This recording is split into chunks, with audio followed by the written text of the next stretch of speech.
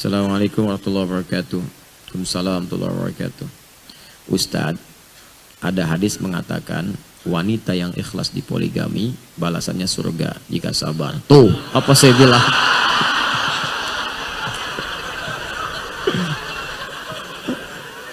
Antum ini saya kasih tahu nggak percaya. Saya ulang lagi. Ustadz, ada hadis mengatakan wanita yang ikhlas di poligami balasannya surga jika sabar. Apakah berlaku hal yang sama jika istri yang menyuruh suaminya poligami dan tetap sabar? Jazakallah khair Ustaz. Cek dulu hadisnya. Cek dulu. Ya. Sepengetahuan saya tidak ada hadis demikian. Ya, tidak ada hadis yang menyebutkan jika perempuan di poligami sabar, jaminannya surga. Tidak ada. Mungkin itu perkataan suami yang udah pengen poligami gitu.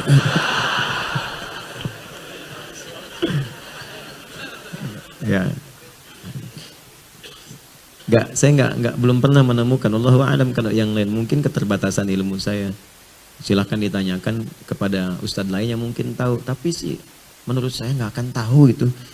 Karena memang nggak ada gitu, nggak ditemukan. Allahu a'lam, wallahu a'lam. Mungkin ada yang menemukan, tapi saya ingat saya tidak ada. Bacaan saya ya, menunjukkan tidak ada hadis demikian.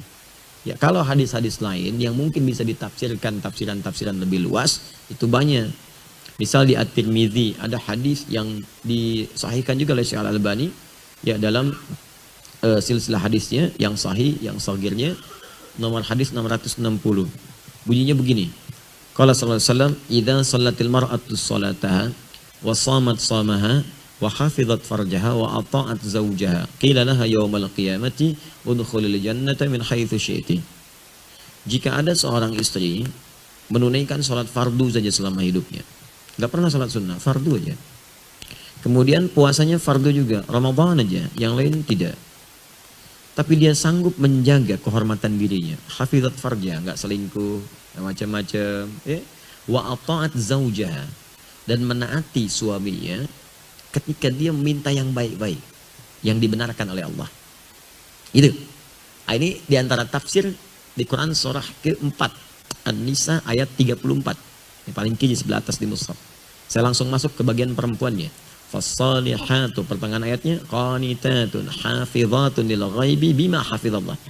Di sini Allah membagi kewajiban laki-laki dengan perempuan, suami dan istri. Kalau suami di awal ayat, ar-rijalu qawwamuna 'alan nisa bima faddalallahu ba'dahum 'ala ba'din wa bima anfaqu min amwalihim.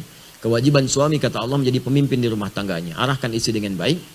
Kemudian dari situ saya berikan bekal kata Allah untuk mencari nafkah. Di pencarian nafkah itu diberikan oleh Allah bekalnya kepada laki-laki.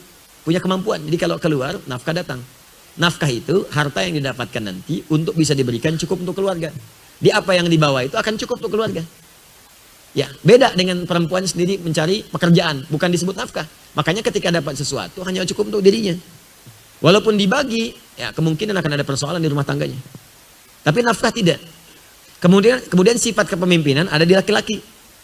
Ya, diberikan bakat di situ, bakat untuk memimpin, walaupun kerjasamanya dengan istri. Tapi jiwa kepemimpinannya, pengayomnya ada di laki-laki. Ya. Nah, istri kewajibannya dua juga. Fassalihatu, perempuan yang salihah, qanitatun. Nah ini maksudnya, taat pada Allah dengan cara menaati suami pada yang baik-baik. Di sini tafsir hadisnya. Jadi kalau suami minta pada yang baik-baik, yang dibenarkan Allah. Jadi ukuran kebaikannya qanitat, yang Allah benarkan. Qanit itu taat pada Allah dengan khusyuk. Dalam konteks rumah tangga, menaati suami, ya menaati Allah dengan cara menaati suami pada yang dibenarkan oleh Allah. Makanya orang salat disebut khusyuk, qanitin.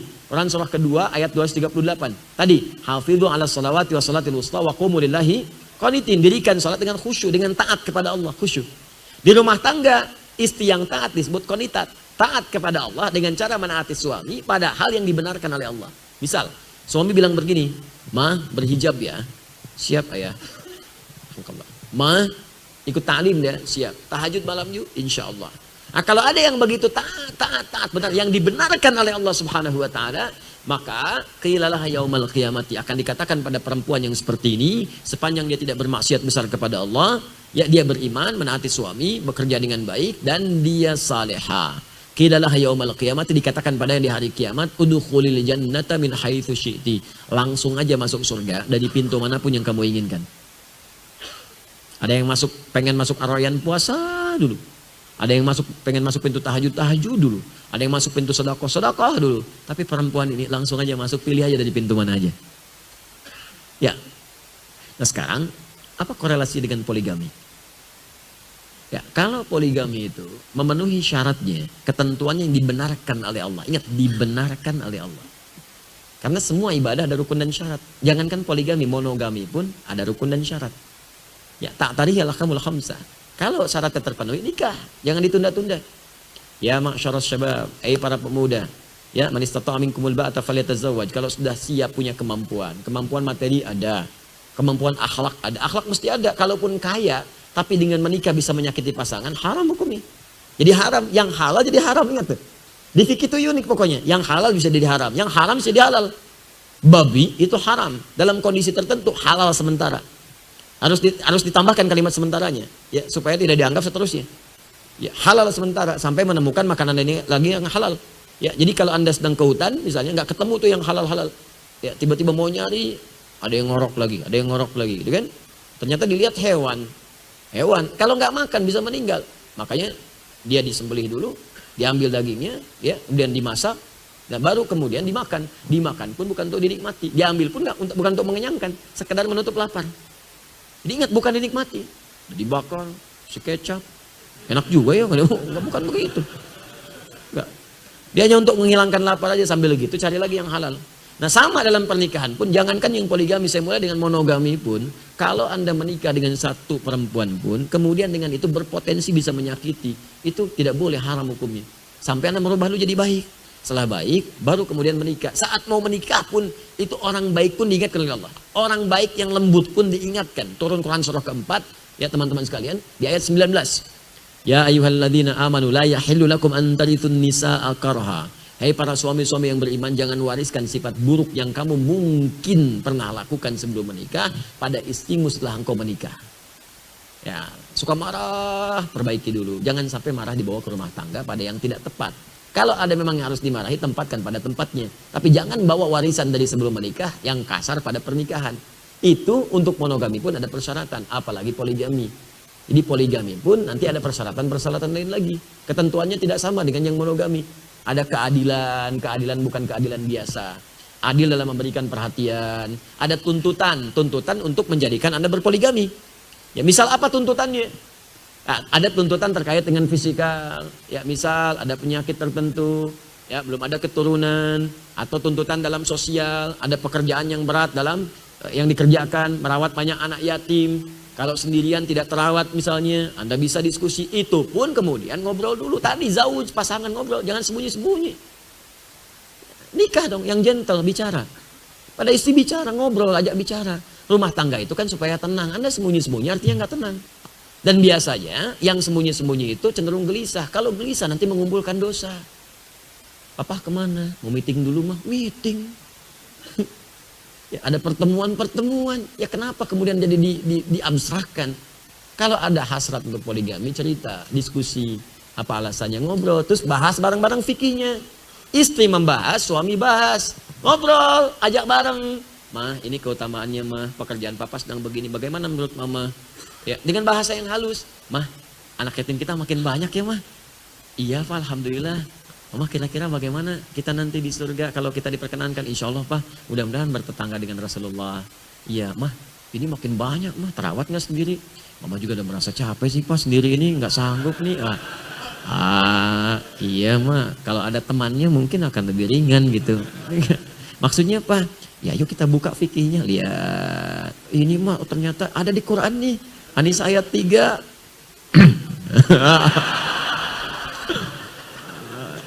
Itu caranya, ini pelan-pelan. Diskusi. Tapi Pak, Mama belum sanggup. Ya sudah nggak apa-apa. Yuk kita belajar lagi. Besok kita ngaji lagi. Besok ngaji fikih sholat. Kan? Mama, yang imam laki-laki perempuan. Laki-laki Pak, boleh nggak imam perempuan? Nggak bisa, nggak boleh dalam fikih. Mana ngajinya? Oh iya ini ya. Mah kalau imam 1 atau 2? 1 Pak, nggak boleh 2, nggak boleh. Ya, kalau makmum 1 sah. Bagus mana kalau 1 dengan 2? Ya 2 apa? Ya. Ada 3, ya 3. Kalau ada 4, ya lebih bagus 4.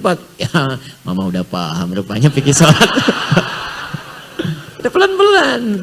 Ya gitulah mah, laki-laki dijadikan imam ya di An-Nisa itu. Ya memang imam harus 1, walaupun makmum bisa 4, apa bisa aja. Senyum, udah senyum tuh, kalau tadi kan nggak siap. Kedua ada senyum, nah, ketiganya ngobrol lagi, ya kan? Nah, kadang-kadang lewat anak belajar hadis kan, berbuat baik pada siapa? Ibumu, siapa lagi? Ibumu, siapa lagi? Ibumu, siapa lagi? Bapakmu, kan? Tanya anak, nah hadisnya sahih nggak? Sahih pak. Ibu disebutkan berapa kali situ? 3 pak. Bapak berapa? Sekali. Di bapak ada berapa? 1. Ibu berapa? 3. Kasih tahu ama sana. Ini ngobrol. Kalau nggak cerita, ribut nanti malah. Jadi malah nggak dapat kedua-duanya. Akhirnya ribut. Yang pertama minta pisah. Yang kedua kecewa. Akhirnya nggak dapat siapapun. Capek rumah tangga itu. Ya, akhirnya nggak ada solusi. Dan yang paling parah akhirnya kemudian tersebar kemana-mana. Bikin tulisan, bikin ini, bikin itu. Ada layangan putus, ada ini, ada itu untuk apa gitu. Ya, dan kita doakan. Jangan menikmatilah persoalan rumah tangga orang. Nggak boleh. Kita doakan. Yang ada doakan supaya baik. Doakan. Ya, jadi jangan. Itu kan rumah tangga orang. Kalau menimpa kepada kita pun kan nggak mau seperti itu. Makanya saya berikan nasihat. Jangan sembunyi-sembunyi. Perbedaan nikah dengan zina itu antara diumumkan dengan sembunyi-sembunyi kata Nabi. Itu peringatan keras. Peringatan keras. Ya Anda bagaimana rumah tangga tujuannya sakinah, tenang. Sebelum mawaddah dan rahmah. Jadi sakinah itu duluan. Quran surah 30 ayat 21. Wa min ayatihi an khalaqalakum min anfusikum azwaja litaskunu ilaiha wa ja'ala bainakum mawaddah wa mawaddah dan rahmah letaknya setelah sakinah. Sakinah duluan. Sebab mustahil ada mawaddah kalau nggak ada sakinah. Mawaddah itu diantara maknanya, dari kata akar maddah diantara maknanya. Maddah itu dari materi. Di cinta itu bisa bersemi salah satunya dengan dorongan materi. Mahar ada materi, semakin banyak, semakin indah, semakin tenang. Hadiah pernikahan, ada hadiah, ada macam-macam, diberikan, ada cincin, ada gelang, ada Anda senang dengan materi. Makanya cinta itu kadang-kadang diantara faktor nampaknya materi.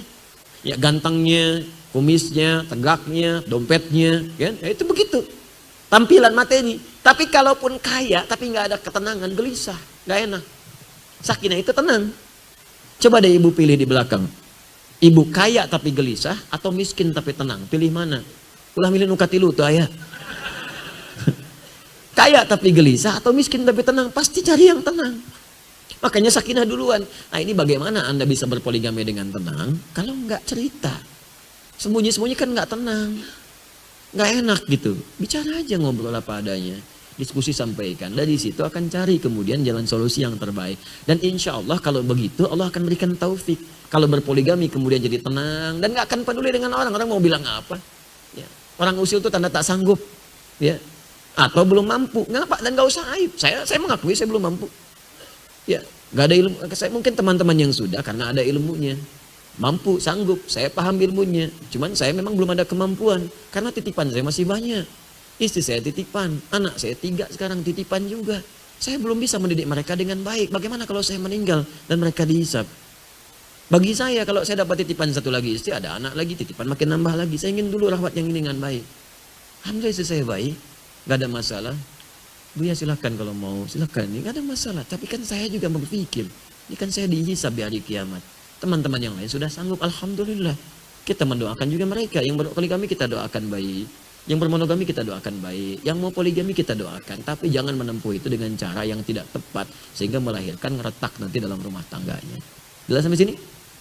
Baik, alhamdulillah. Nah, mohon maaf bukan memutus harapan bagi yang ingin mengajukan permohonan. Tidak.